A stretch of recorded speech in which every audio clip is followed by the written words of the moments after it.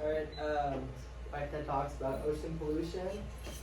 So I've loved surfing since I was 5 years old. I explored the waters of California and all over the world on my rusty surfboards. But I've seen the destructive effects that pollution has caused on the areas that I've loved to surf. So over 1 million marine animals die per year due to ocean pollution. It's a number way too high. But tons of oil, plastic, and other pollutants are poured into the ocean each and every day. The marine ecosystem is heavily impacted by all these pollutants, but the waves and surfing experience are also impacted. So when you go into the ocean, you usually expect clear, nice waters, but a lot of the times now, you end up seeing things like that. A plastic bag that someone would have just thrown away after they were done with their groceries or something like that. Plastic bags, bottles, and other debris are not uncommon and can also pose a serious hazard to surfers while they're surfing. It is estimated that there are 100 million tons of plastic in oceans all around the world. Surfers also may experience bad effects from pollution in addition to those that affect the surfing's appeal. The pollutants and chemicals in the polluted water can irritate the skin and respiratory symptoms, and even worse, health concerns may arise. And then one of the things with pollution too is from the runoff.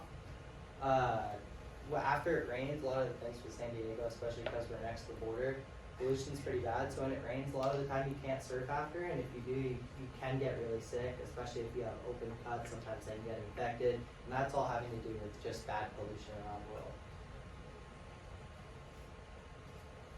That's one photo right there. That beach previously was probably nice sand.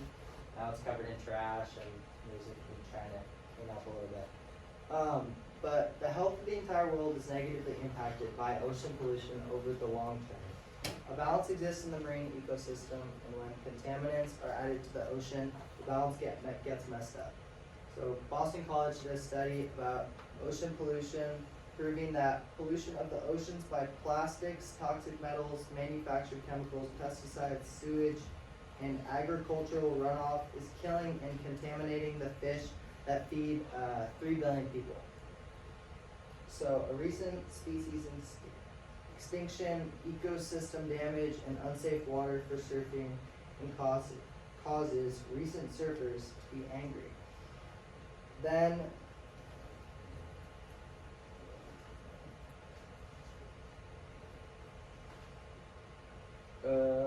ocean pollution also must be stopped, because without an ocean to exercise in, we will not be able to improve our memory by stimulating certain chemicals in the brain, which in turn help new blood vessels to grow and brain cells to survive. So coastal pollution spreads life-threatening infections all over the news. When it stops a rainstorm, reporters say not to go into the water. But why are we really not able to go into the water after it rains? This is because the filthy runoff that flows into the water through the rain can get you very sick. So this is especially dangerous for surfers, because surfers ingest 10 times more water than swimmers or divers.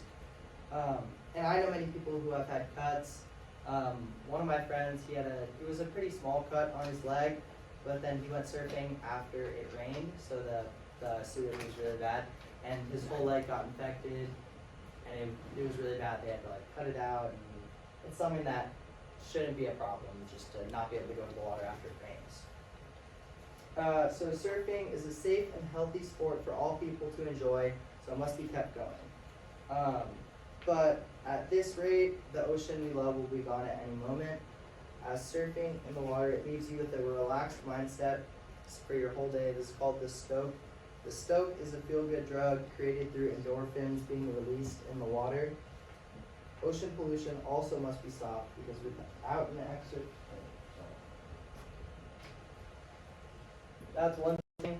A lot of the time after it rains, you'll see signs similar to that. No swimming caused by bad water quality.